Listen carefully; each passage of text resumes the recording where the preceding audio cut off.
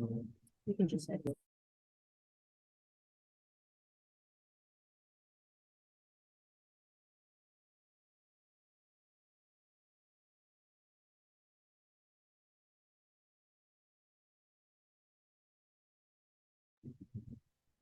Individuals who are online, can you hear me? Yes. Yes, Okay, I'm coming across pretty clear. you're a little bit faint, a little bit faint. Okay, I will do my best to get closer. Okay, so folks, we're experiencing a little bit of some drama associated with our online system. I'm sorry, that's going to be really annoying. the background, the backdrop here. We are not able to get our video to function this evening. So we are going to do our best. Can you guys still hear me? Okay. Yes. Okay, Yes. gotcha. So we're going to do our best to work through our meeting without video this evening. Except I believe you can see me at the moment. I'd like to call this meeting to order at 6:10 p.m. My name is Commissioner Michael Schenkel, and I am the chair of ANC 2C. I'd like to welcome you to our November 14th ANC 2C community meeting. Tonight, we have 4 of 4 commissioners present who are in person at the MLK Library in 401G. I'd like to welcome everyone here, and I'll have the commissioners introduce themselves, please. Please get close to the mics and talk loudly. I am Becky Strauss, representing 2CO2. This is Thomas Lee, representing 2CO3. This is Christy Monroe, representing 2CO4.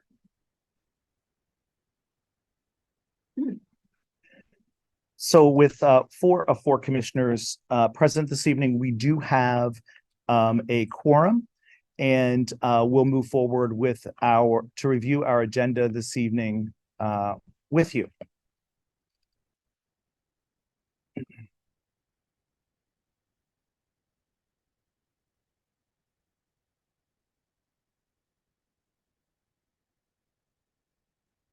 So tonight's agenda, we'd like to review the agenda with you. We will do meeting minute approval, have a treasurer's report. We will then go into community announcements with our District of Columbia government officials. We have 2 local community events this evening in which we'll be discussing. These are coming up in January and March of 2024. And then we have, I believe, 4 ABRA licenses to review, or APCA licenses to review this evening. That will close out our agenda tonight. Do we have any other items on our agenda that is any corrections or additions to the agenda? Any additions or corrections from the community members that they would like us to discuss?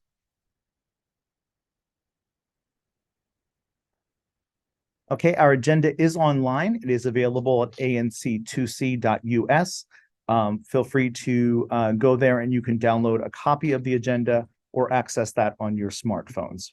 Do I have a motion to approve the agenda as presented? I move to approve the agenda as presented. Second. So the motion has been made by Commissioner Rowe, seconded by Commissioner Strauss to approve this agenda. All those in favor, please say aye. Aye. Aye. So 4 of 4 commissioners voting in favor of the approval of the agenda. The approval of the October minutes. Okay, we did not receive the October minutes from the minute taker in time to have it reviewed. So we will delay that and postpone the approval of the October minutes until our December meeting. Commissioner Lee, Treasurer's Report. Treasurer.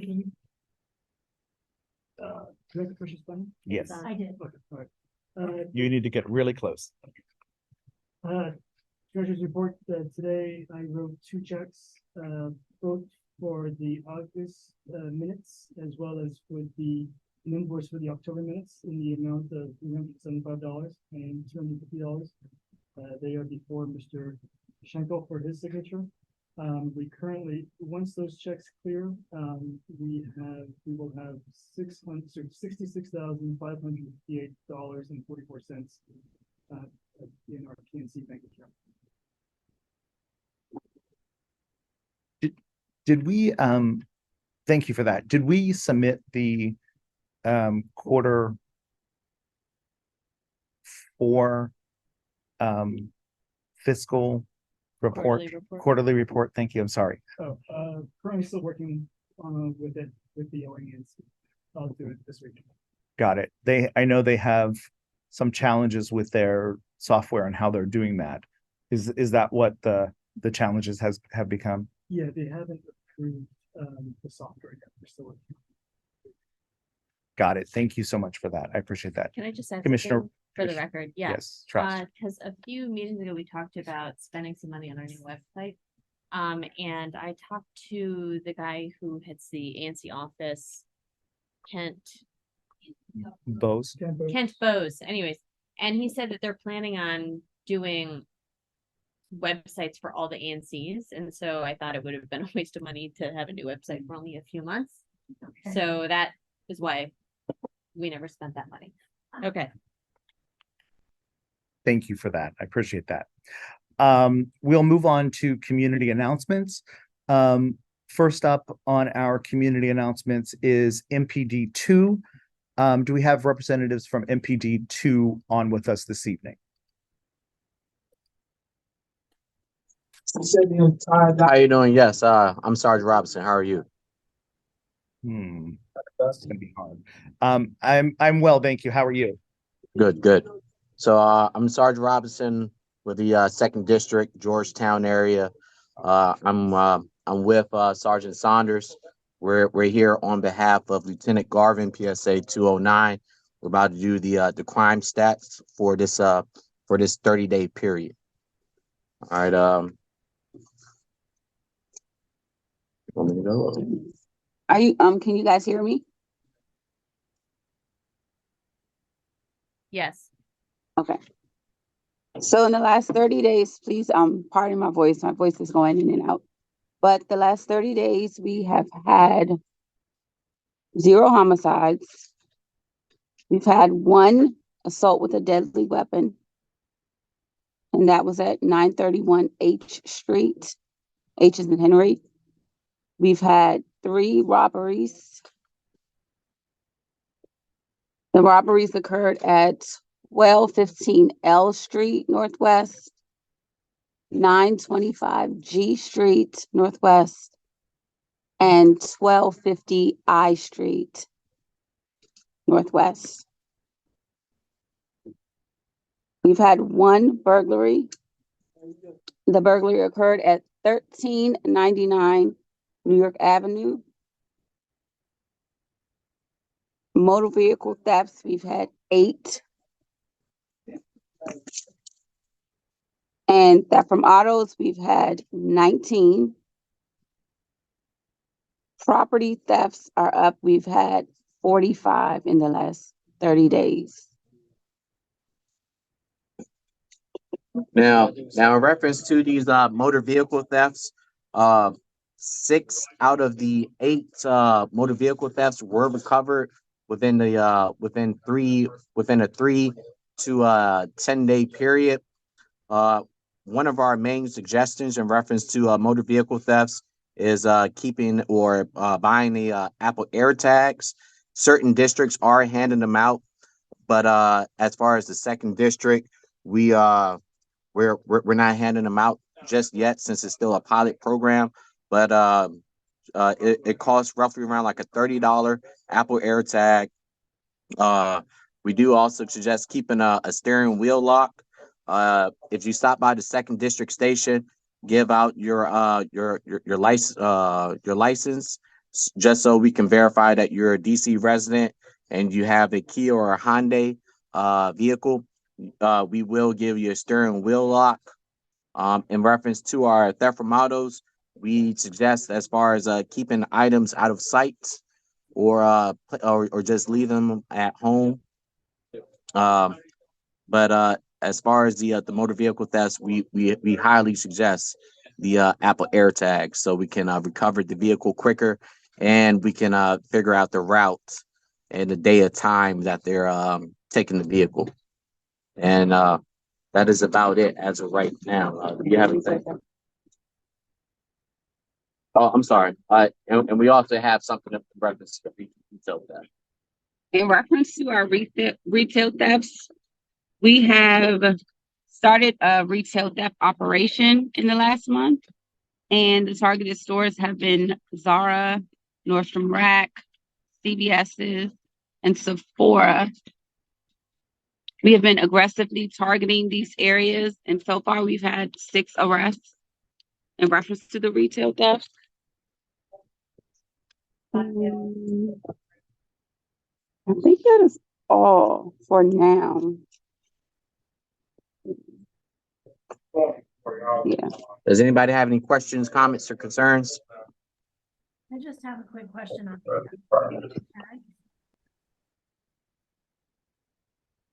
Yes, go ahead.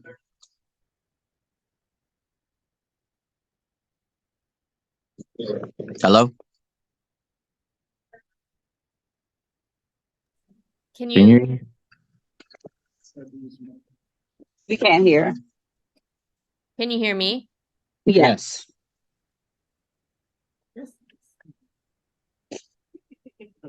Okay. Hi. So my question is, the consumer has to actually activate the AirTag, is that correct? Correct. Yes. As long as the operator place an AirTag inside of the vehicle, download the app on their phone, or if you have an Android device, a towel, they can just place it in a area that is unseen. Like, you can place it inside the trunk of the car, underneath the mat, or underneath your seat. All you have to do is just download it and just place it on your phone, and you're able to figure out where your car is at all times. MPD does not. Okay, I just wanted to clarify that because I know people had some concerns around privacy. So just Correct. wanted to ask that. And also another thing in reference to Apple AirTags, I've also mentioned it in reference to missing persons. So you can also put it inside of a shoe of a 80-year-old, 90-year-old female or a male that suffer from dementia, or if they go on long walks. We also suggest a Apple AirTag in one of their favorite shoes or their favorite handbag or purse, to include children. Okay, thank you very much. So it sounds like it's been a pretty bad bad month for crime. Yes. Yes. Unfortunately. Okay, Howard Marks, you have a question? Yeah, I hope you could hear me. Yes. Okay, so I'm Howard Marks. I'm the Vice President of the Condo Board at the Residency Gallery Place at 7th and H. So we're really in 1D, but our community, about 300, frequently walk west along G Street and also along H. And there were 2 robberies that were mentioned earlier, both in the 900 block, one on G Street, G is in George, and the other one the 900 block of H is in Henry Street. Correct, And yes. yeah, so the one on H Street particularly is troublesome because if it's on the north side of H, that would mean city center DC. Right. So in reference to that, robbery or that assault with a dangerous weapon, that actually happened inside the garage area of City Center. So a vehicle was trying to exit out the garage, at which point they pointed a handgun at the parking attendant and said if you don't open it up, I will kill you. At which point the parking complaint attendant complied and to the theft from autos in PSA 209. There was roughly 7 to 10 theft from autos inside that garage of City Center. Right, well, that's important to us also because we just had a theft from our garage, which is at 7th and H. Actually, it extends under the building. Actually, it's operated by Colonial Parking. I know it's not in your zone, it's in 1D, but it's almost really unusual to have a theft from a garage. So there might be a pattern here. Correct. Yes, it is a pattern. I also work part-time at City Center, so I will definitely talk to Miss Two and Maria to see what else we can do, and also check up with the security guards and special police officers at City Center in reference to a possible pattern from one garage to another. Great. Now, and also then the armed robbery on G as in George Street between 9th and 10th. What was that about? So that was officers, and I just want so that was in reference to someone getting robbed at gunpoint at 925 G Street. Once again, four individual got out of a four-door sedan, gray in color, which is the same lookout for the ADW at 931 8th Street. Told the victim to drop their stuff, at which point the victim complied. Okay.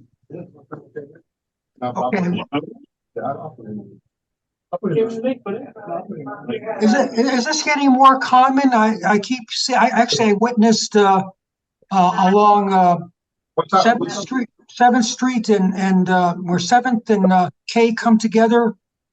Yeah, excuse me. Yeah, 7th and K north. Southwest corner. That's not in your zone, but 4 individuals in a car got out and looked and saw if they could steal the car, and then they said they couldn't, and then they went off. Yeah. It is more common these days. That's been the MO. They'll drive up in one car, try to steal another car and take off. And if they can't, then they'll jump back into the car they drove up in and flee the scene. So unfortunately, it is more common these days. Okay, thank you. Thank you. Any more questions, concerns?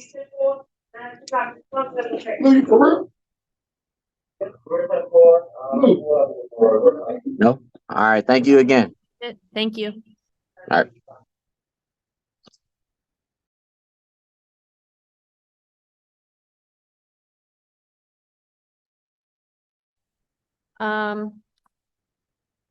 Anyone from the first district? Yes, ma'am. Lieutenant Nicely, I'm here. Hello. Hey, everyone. I'm Lieutenant Nicely. I'm the PSA manager for 101 in the first district, the Chinatown PSA. I'll be relatively brief. It's been a long day of activities downtown with the March for Israel. But quick couple notes. Violent crime for PSA 101 is actually down 25%. We had 0 ADWs. We had 3 robberies this month in the past 30 days, which is flat. We had 3 robberies during the previous month as well. So we're seeing some consistency there. I'll come back to the robberies in a minute. The uptick that we are seeing is in theft from autos. It's kind of driven our property crime. So far this past month, our property crime is actually up 29%.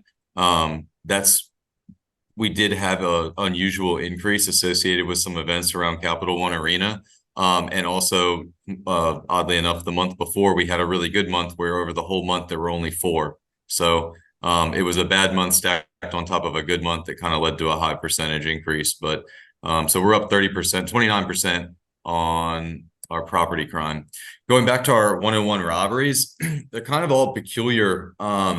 And I just want to give people a little context for what that means. None of the robberies that we had in 101 affected stranger citizens, like unknown citizens on the street.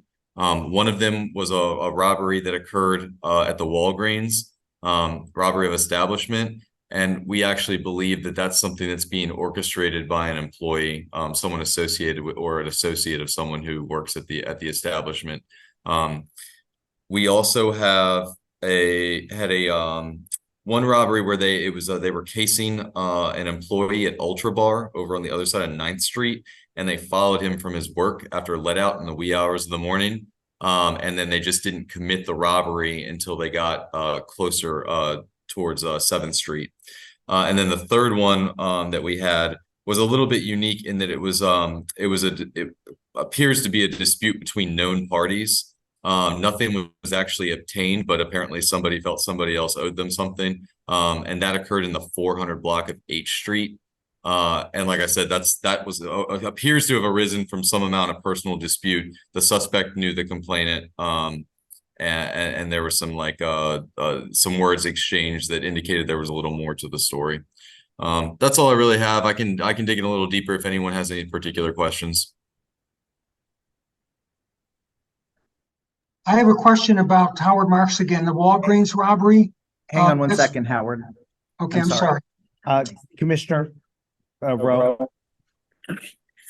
Just a quick question on these uptick of theft from cars and garages for either 1D or 2D. Do you have any advice for people as to how to protect themselves from such things, or at least to protect as much as possible?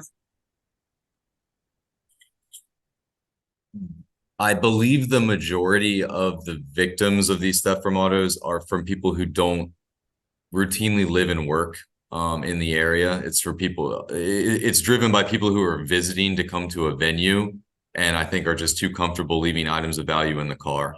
I don't know the exact percentage, but as I kind of go through the reports, it's my impression that that is the overwhelming majority. I can't think of a resident or I cannot think of a report that I've seen this entire year that was somebody who lived there. I'm sure that it exists, maybe 1 or 2, but it's very, very rare. So it's just a matter of don't leave things in your car, especially on public space. You know, not all garages are created equal with their security. You know, some of the residential garages are a little bit better than others. But you know, a lot of the private open to public ones, there's not a lot of security or monitoring of the surveillance that exists to protect your stuff. So you just have to use good judgment about not leaving stuff in your car and about what facility you're storing your car in. Thank you so much.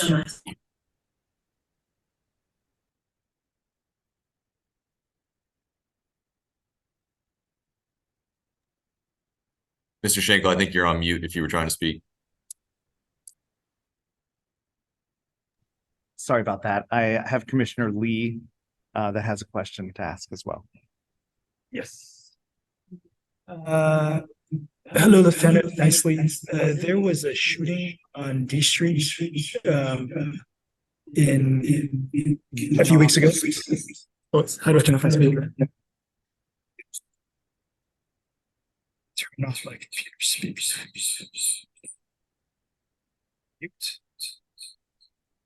No, like in your settings. Oh, speak.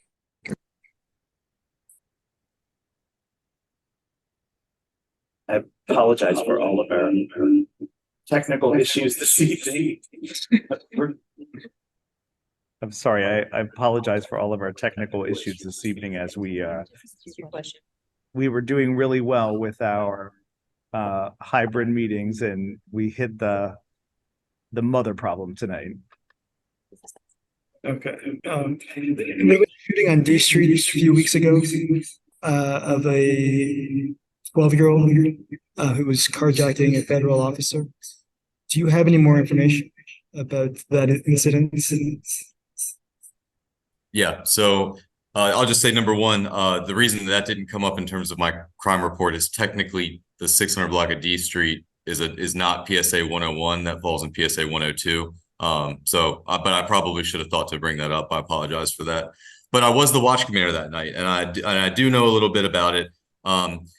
There's not a ton that's going to come out public that is going to be released at this time, due to the fact that it's a homicide investigation, and I would be speaking out of turn to go into some of the nitty-gritty details. But the basic facts of it are this: there was a court security officer who was employed by the U.S. Marshals. He's sitting out front in his car. I believe he was off duty. I'm not sure if he was coming. I can't remember if he was coming on to duty or if he was checking off or what it was, but he was in his personal vehicle out front as part of a transition from going to or from work.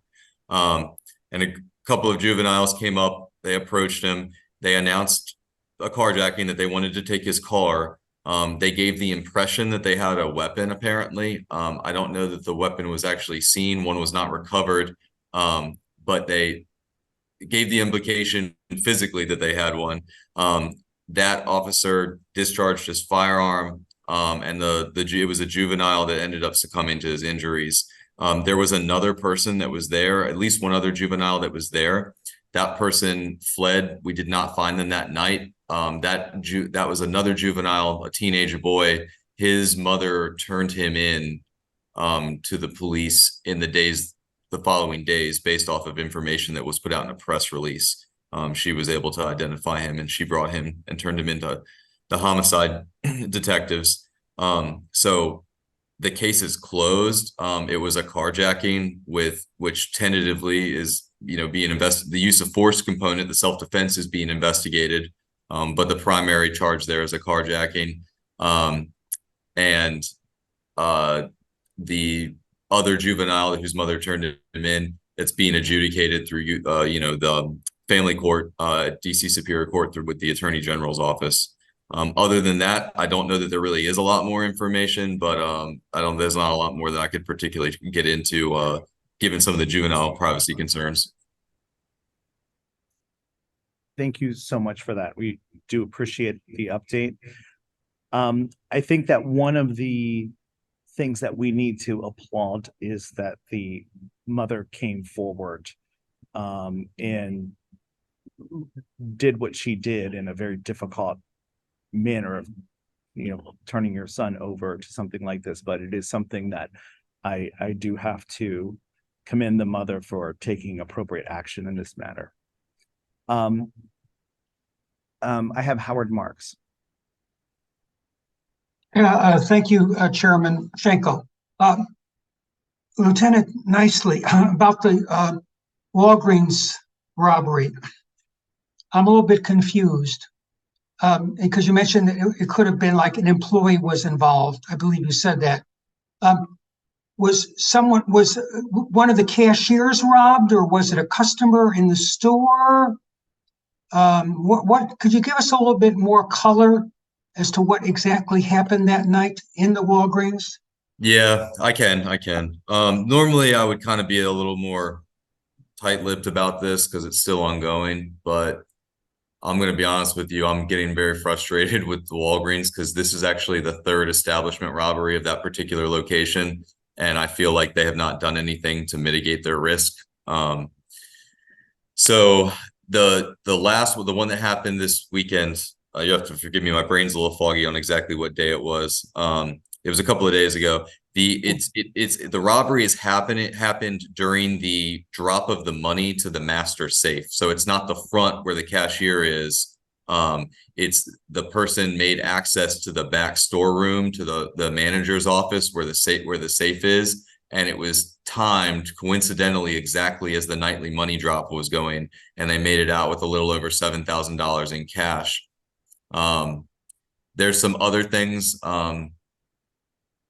that lead us to believe, on top of that perfect timing, that it wasn't just some random guy doing it. There were some things that were just a little bit too perfect. Because we had known that previously this year there'd been 2 other robberies of the same establishment, which we were suspicious of already. And so some of the precautions that we took to try to mitigate that were those fail safes were navigated masterfully. And the person made their exit through a secure freight elevator in the back that has an access code, I believe, or a key fob or something like that. Like you or I couldn't just go down and access the elevator. So there's something more to this story. Some of the employees have not been cooperative with the detectives, which raises some concerns.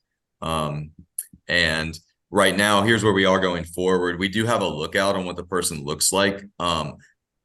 It is not we generally know what they were wearing and kind of the area they went to.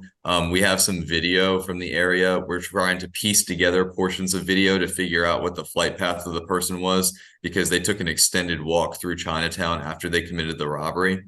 So we're hoping that we're going to be able to trace it to a point or to a vehicle that's going to be able to give us the identity to make the connection to what this employee or possible employee connection is with the store.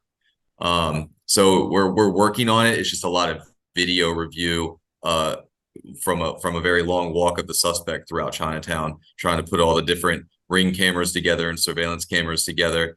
And we need to get a subpoena for the video footage from the former Pat Handy Shelter 2, which I think you guys are familiar with, takes some time to get. So we are working on it. I believe that we'll close it eventually.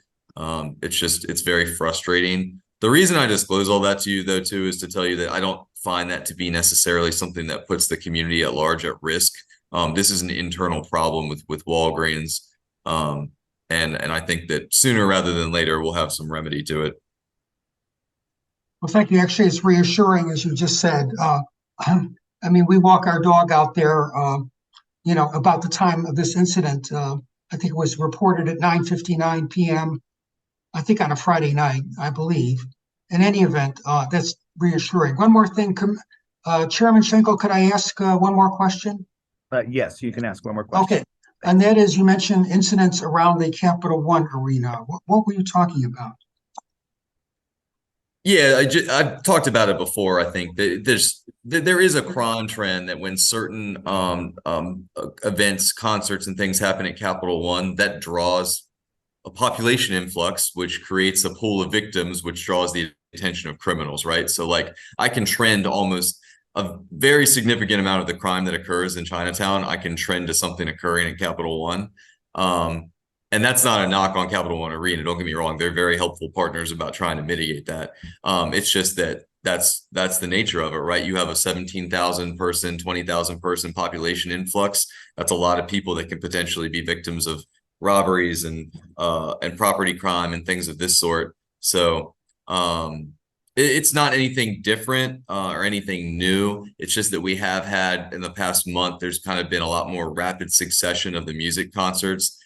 So we've had to put a lot more of the contingency plans in place.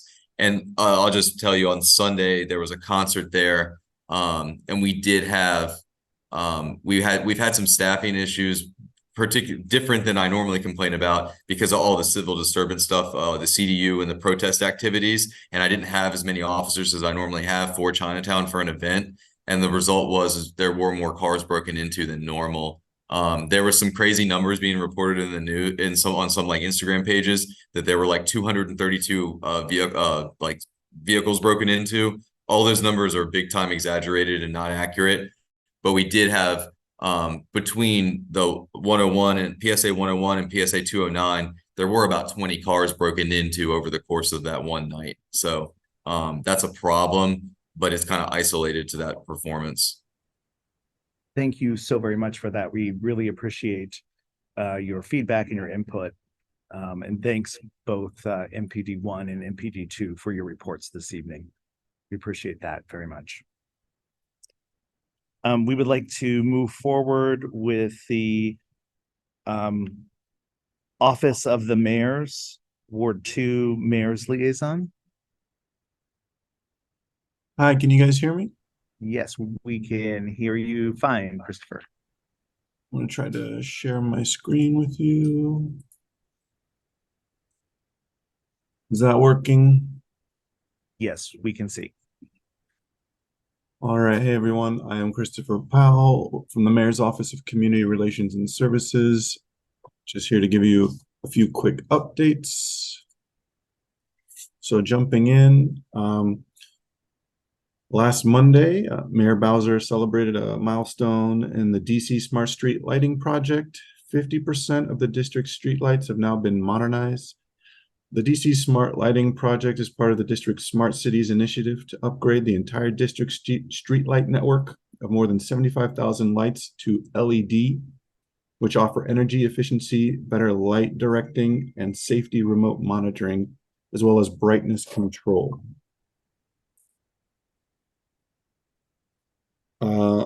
Also, I believe this was last Wednesday, Mayor Bowser celebrated the ribbon cutting of a new medical facility in downtown DC for veterans called Trusted Medical. The new facility will offer DC veterans a smaller, more intimate space to get access to high quality, affordable healthcare compared to larger facilities. And this is right there downtown in Ward 2 for us.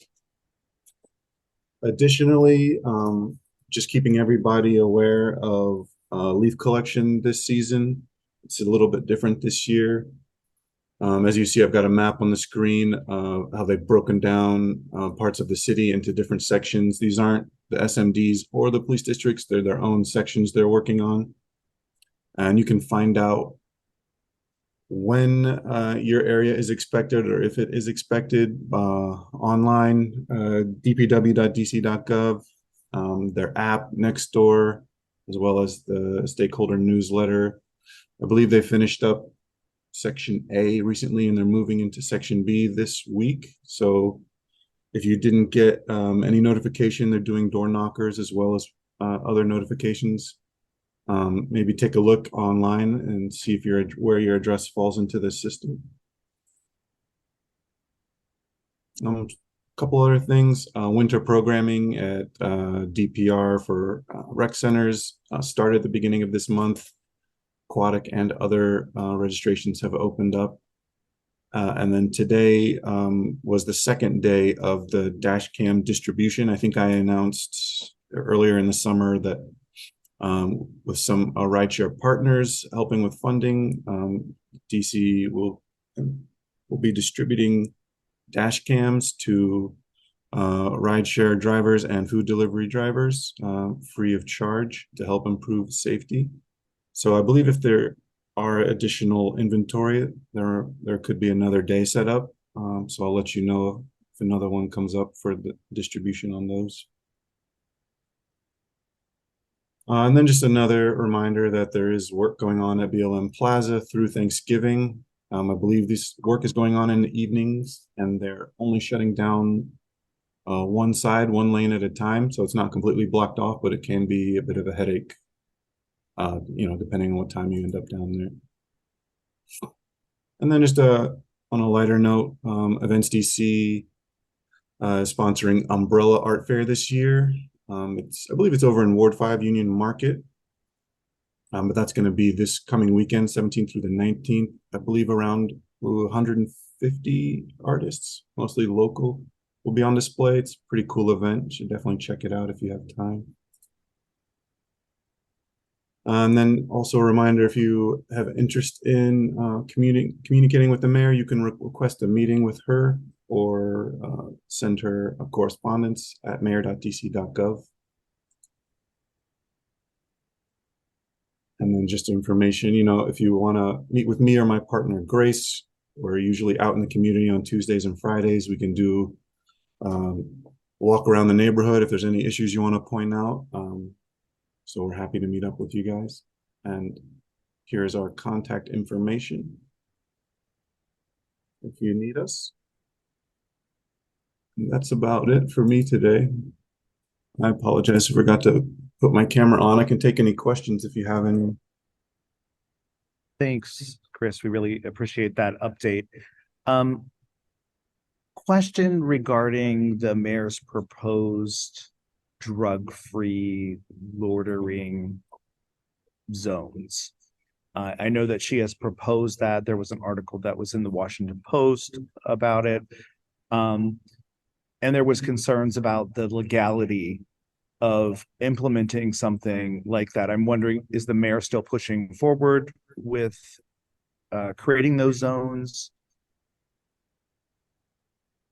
I believe so. I'll have to go back and get, actual information for you on those. I know there's definitely some logistics involved in how those will be implemented, but I can get you an actual answer. Sure. Certainly. I think that there would be definitely great benefit for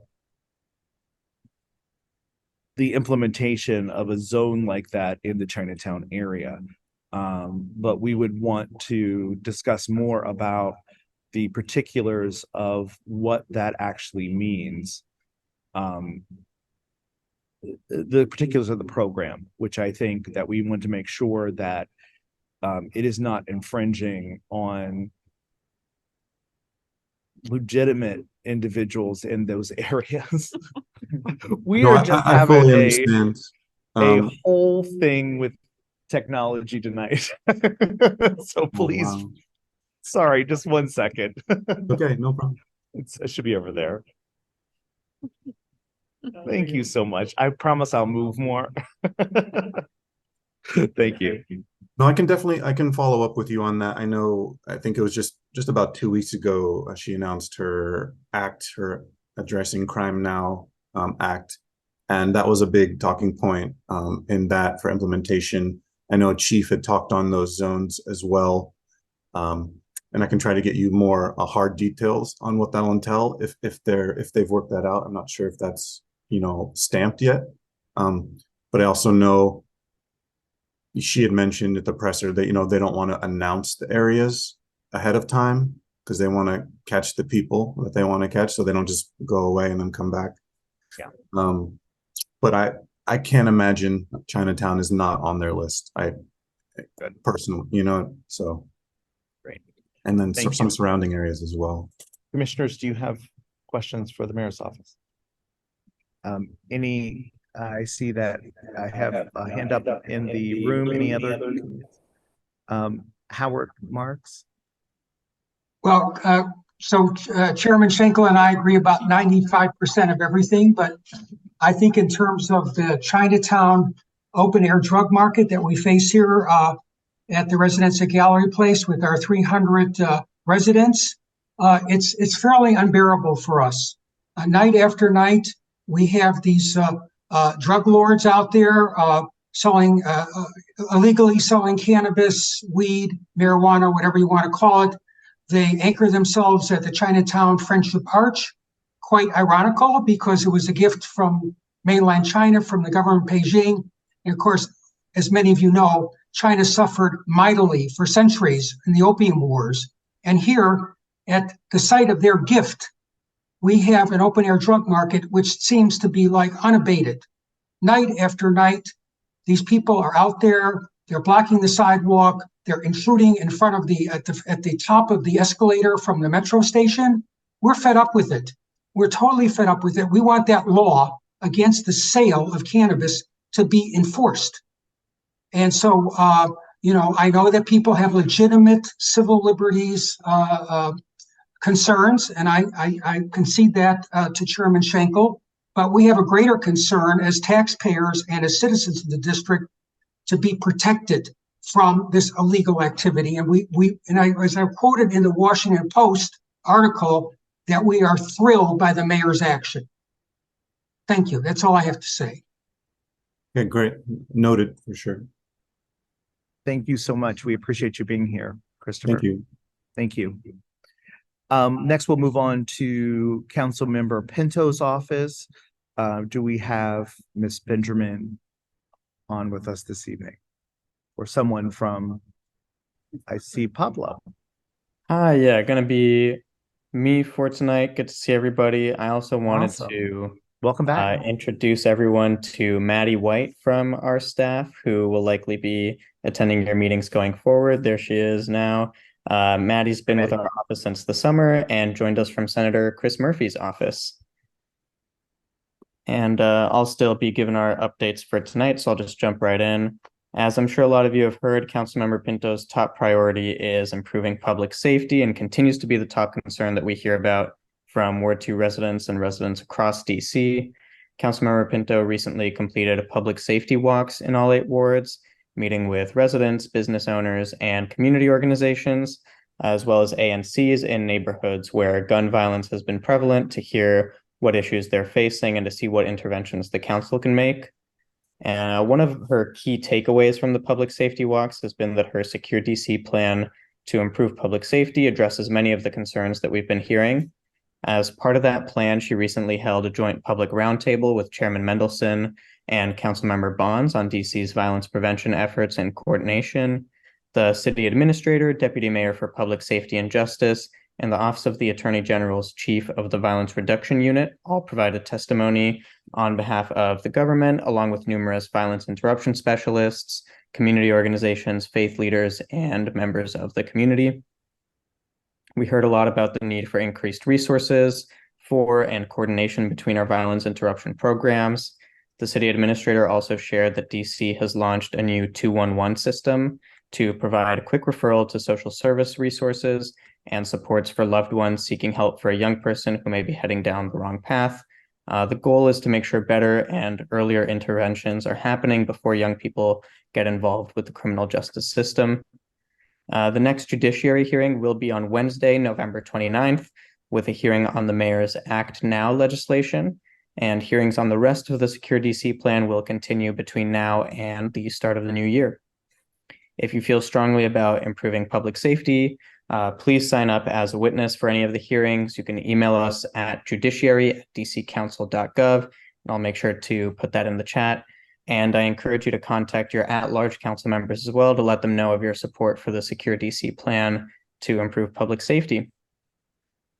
And I know Christopher from the mayor's office gave a bit of an update on leaf collection, but we just get a lot of questions about this, so I want to make sure we reemphasize some of that information. If you do bag your leaves, you must bag them in paper bags and then submit a 311 request for yard waste collection. Sticks and branches will not be collected with normal leaf collection, but can be cut and bagged in paper bags for yard waste collection. Leaves bagged in plastic bags, however, will not be collected and must be thrown out with normal trash collection. So if you want your leaves composted, make sure to put them in the paper bags. You can also bring properly bagged leaves to the Fort Totten transfer station if you wish. And if you see any leaves clogging sewer drains, please report that to 311, or you can call DC Water at 202-727-2000. And I'll post that number and our other links in the chat as well. And I'm happy to take any questions. Thanks so much for that, Pablo. We appreciate you being here, and welcome, Maddie, to the team, even though you've been here for a little while.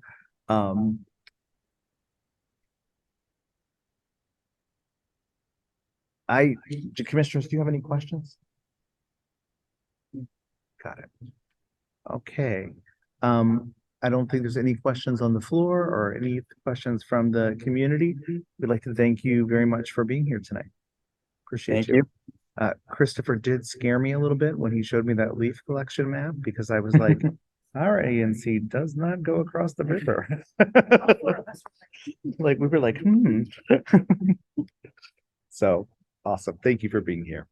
Is the next item on the DC office, Lieutenant? Yes. Before we proceed, Commissioner. This is Tom Slee. And before we proceed to the next item on the agenda, I would like to propose a motion, a motion to support the mayor's efforts, as well as our councilwoman's efforts and their most recent bills before the city council in the effort to reduce crime across the city, especially in our neighborhood, since we are so heavy.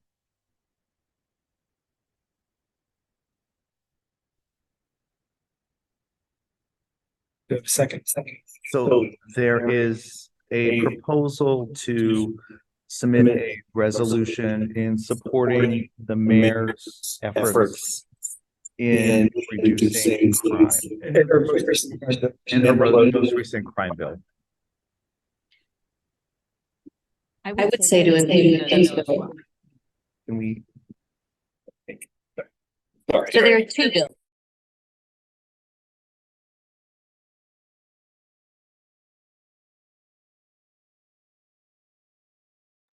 And I would have them both. If they're complimentary, I would mention both. Would you like to draft that motion, or that resolution for us? Sure. How about I work on that and we continue next thing on the agenda. That sounds great. We will do that, but I would move to second a motion to submit that resolution. So there's a motion on the floor and a second. All those in favor? Discussion. So 4 of 4 commissioners voting in favor of that, and Commissioner Lee will draft that resolution for us. Is there any?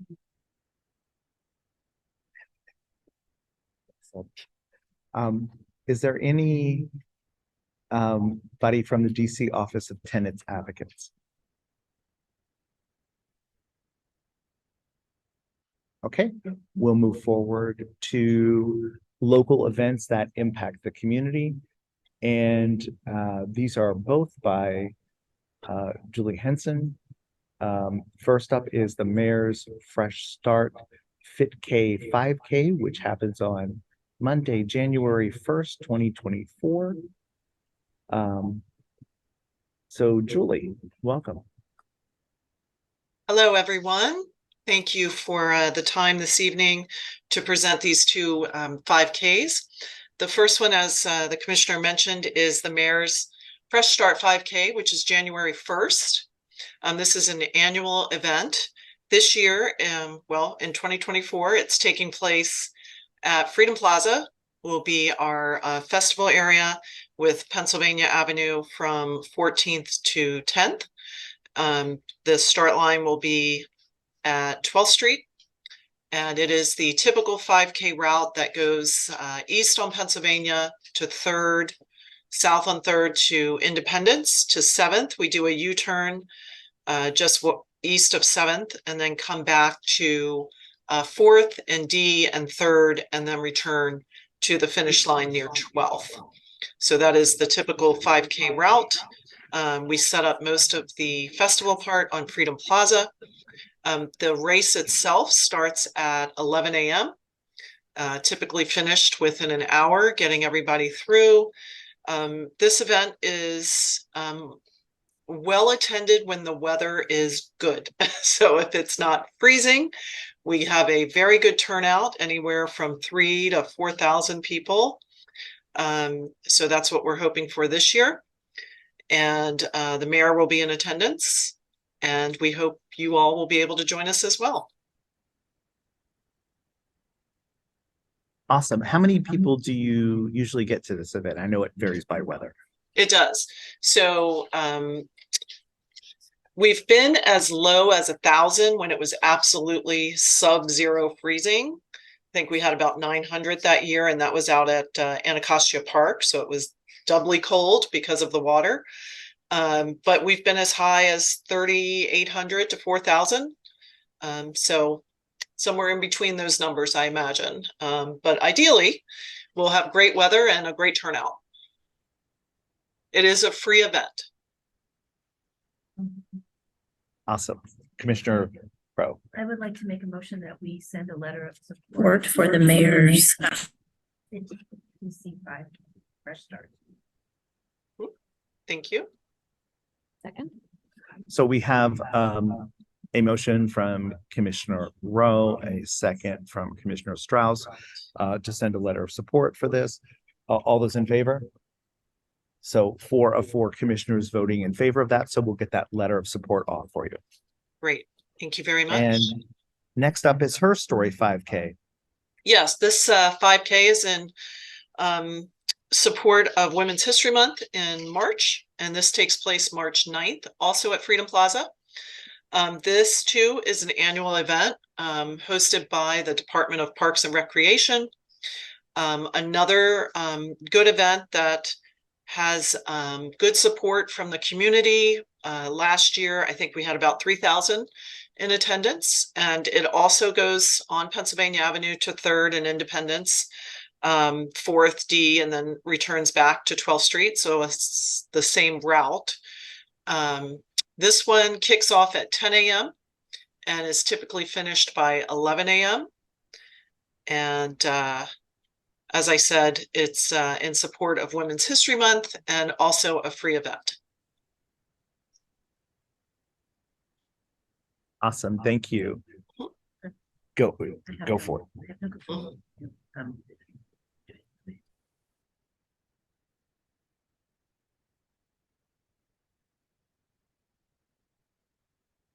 Sorry, I can't hear. I am moving that we send a letter of support for this event on March 9th at the street. Great, thank you. Good. So Commissioner Rowe, again, making a motion to send a letter of support. Commissioner Strauss seconding that motion. All those in favor? So 4 of 4 commissioners voting in favor of that. We'll get both of those off for you. Thanks so much, Julie, and we appreciate your work in our community and bringing these events and coordinating them in to see. Great, thank you very much. Appreciate your support. Take care. Awesome. Thanks so much. Bye. Next up, we have our APCA licensing. First on the agenda is the God of Wine and Vegetation, LLC, Coco Lazone, a new retailer's Class C restaurant, Abra 126264. Is Mr. Morris or a representative of the establishment with us?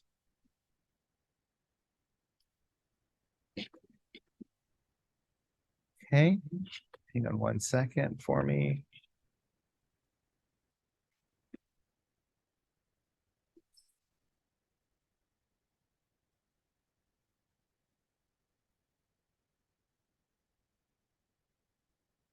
I don't see anyone from the establishment with us.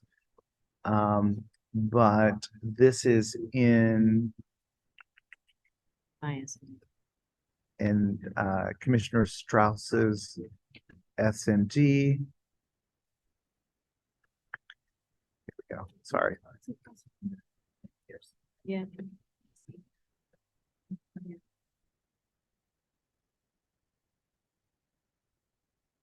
So this is a new retailer's Class C restaurant with a seating capacity of 92, a total load of 92, and a sidewalk cafe with 24 seats. The license is requesting alcohol carryout and delivery endorsement.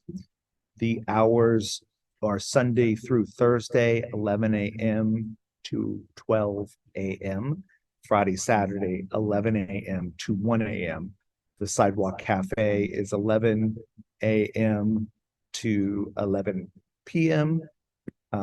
Sunday through Thursday, and Friday, Saturday, 11 a.m. to 12 a.m. This is at 915 15th Street. Are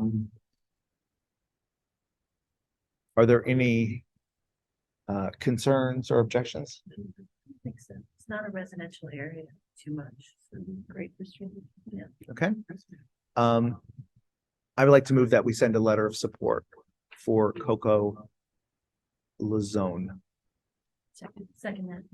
Okay, I made the motion, seconded by Commissioner Strauss. All those in favor? So 4 commissioners voting in favor of that, we'll send a letter of support.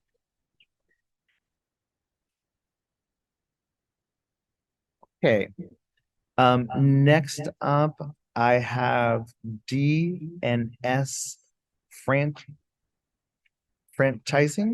LLC, Tipsy Scoop. Love that. a new retailers class D tavern. It's Abra 126-236 at 901 7th Street Northwest. And I believe I saw Cameron on here this evening. Hello, Commissioner Schenkel. Hello, ANC2C. Hey there, how you doing? Yes, so here on behalf of Tipsy Scoop, the concept is a little fun one. It's an ice cream parlor where the beverages are infused with small quantities of spirits. They have a wide variety, the full range of standard ice cream flavors, also some pastries, cookies. It's largely a to-go operation. There's like a single-digit number of seats within the establishment, but it's largely to or there's a small number, there's seats to sit there and enjoy the ice cream on premises, or it can be taken to go. Very straightforward, alcohol with a little bit of a kick. I think also shakes. Doesn't like that. Boozy milkshakes. Love it. Yes. And it looks like Sunday to Saturday from 12 p.m. to 12 a.m. That's correct. Is that correct? But I'm speaking to the applicant. Oh, I'm sorry. Say again, Cameron. I didn't hear you. Speaking to the applicant, I found that they actually intend to operate only up until about 10 p.m. every day, with the exception of like maybe an occasional, like on the summers, maybe they'll potentially expand as demand increases, but right now they don't anticipate being very late. Got it. I don't have any challenges. I've heard no challenge from this. TD Bank building? Looks like on the. map. Yes, on the corner. You're taking TD Bank. Oh, Just curious. the TD Bank. Is TD Bank closed? I'm not familiar with the exact retail space. I thought this was the Eagle Bank. Yeah. I like to move that we send a letter of support for the Tipsy Scoop for their retailers class D tavern. I second that. Seconded by Commissioner Rowe. All those in favor? Four commissioners voting in favor of that. So we will send a letter of support for that. Cameron, is this the one? No, you needed this stipulated for the next one. Yes, Equinox. Yeah. All right. So I want that open, Cameron. I'm sorry. Equinox or Tipsy Scoop? Tipsy Scoop. I believe shortly after New Year's, so somewhere in the spring timeframe.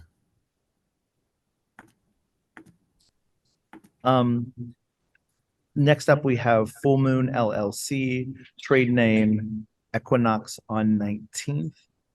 The transfer of a retailer's Class C restaurant with a stipulated license. It's Abra 126-264, 919th Street. Also, Cameron. Yes. Equinox has been a popular restaurant. It was previously in the Foggy Bottom area. It's been in operation for, I want to say about 20 years or somewhere in that frame. It's a husband and wife duo and a business partner who have been chefs in the DC area for a long time. They have a variety of plant-forward, seasonal, mid-Atlantic cuisine. They just want to move over, relocate to this area, and they're asking that they can receive a stipulated license such that they could begin operations while the full application is being approved. Got it. And this is coming to 919th Street? Yes. That's, change the street name. Commissioner Strauss's area. Like to put forward a motion to approve? Okay. There is a motion to send a letter of support. May I second? And seconded by Commissioner Lee. Excuse me. All those in favor? So 4 of 4 voting in favor of that. So we will send a letter of support and a stipulated letter of support for that. Excellent. When are they planning on doing the jump? Or have they moved? Or they're I waiting? believe for they're nearly open again. They're set up. I think they've established the space over in the Chinatown area. Got it. Got it. Okay. Terrific. So I'll get that letter off to you in the next day or two. Excellent. I sent a template to your email. Oh, you did? Okay, great. I Makes it didn't easier. check my emails today. I'm sorry. Okay. Well, yeah, Thank if you you. want to check them tonight or tomorrow, hopefully we get that to the board tomorrow. Awesome. Thank you so much. All right. I appreciate that very much. Okay. Thank you guys. Have a great day. Thank you. You too. Next on our agenda is Himalayan Doko for a new retailer's Class C restaurant at 1108 K Street Northwest. Anybody from the establishment joining us? I think they're already there. It's in like a rebrand. It's rebrand of it's like an Indian restaurant. Forever. Just give me 1 second. Well, they are not serving alcohol at that location because they do not have a license. So this is a new retailer's Class C restaurant with seating capacity of 68, total capacity load of 90, a summer garden with 22 seats. They are requesting an alcohol carryout and delivery endorsement. The hours are 10 a.m. to 11 p.m., Sunday to Saturday. The carryout is 11 a.m. to 11 p.m. Outdoor cafe is 11 a.m. to 11:30 p.m. and summer garden is 11 a.m. to 11 p.m. This is in 2C01. This is my neck of the woods. Right across the street from you. Right across the street from you, right directly across the street from you, right, exactly. I don't see any issues other than they're between a church and a residential building. So there could be a question because it's always sort of been a lunch place as opposed to a dinner place. But since we don't have anybody here making protests. Cross Street, Becca's across the street. They're huge. Yeah. Yeah. Yeah. Moxie, yeah. I would like to move that we send a letter of support. Yeah. Is there a second? Second. Seconded by Commissioner Strauss, to send a letter of support for this establishment. All those in favor? So 4 of 4 commissioners voting in favor of that. Okay. I do not believe, I believe we have reached the end of our agenda this evening. I apologize for our technical challenges. Our camera was broken at our last meeting. It was discovered and they repaired it and apparently it's not repaired. So hopefully we'll have that fixed for our next meeting. I do apologize for our echo and for our people in the room tonight for hearing me echo, which drives me crazy. And our next meeting is scheduled for Tuesday, December 12th. We do have some zoning issues that will be coming up on that agenda at our next meeting as well. As a reminder, we will do a hybrid meeting again. It will be both in person at the MLK Library in room 401G and online via Zoom as well.